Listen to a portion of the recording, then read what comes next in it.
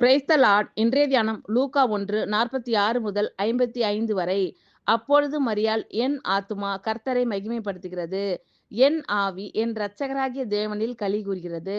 அவர் தம்முடைய அடிமையின் தாழ்மையை நோக்கி பார்த்தார். இதோ இது முதல் எல்லா சந்ததிகளும் என்னை பாக்கியவதி என்பார்கள்.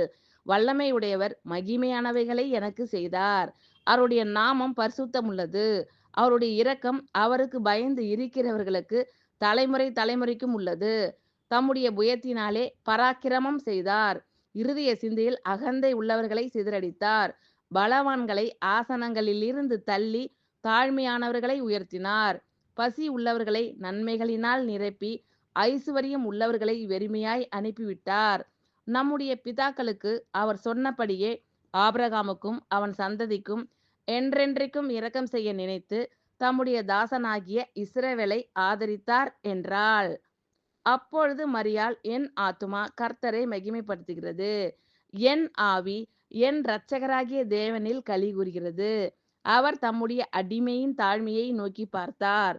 இதோ இது முதல் எல்லா சந்ததிகளும் என்னை பாக்கியவதி என்பார்கள்.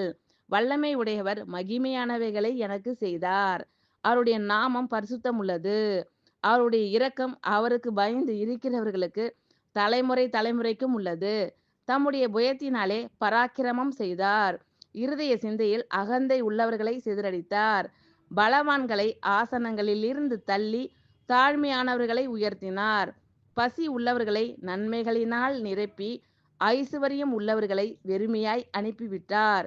நம்முடைய பிதாக்களுக்கு அவர் சொன்னபடியே ஆபிரகாமுக்கும் அவன் சந்ததிக்கும் என்றென்றைக்கும் இரக்கம் செய்ய நினைத்து தம்முடைய தாசனாகிய இஸ்ரவேலை ஆதரித்தார் என்றாள்.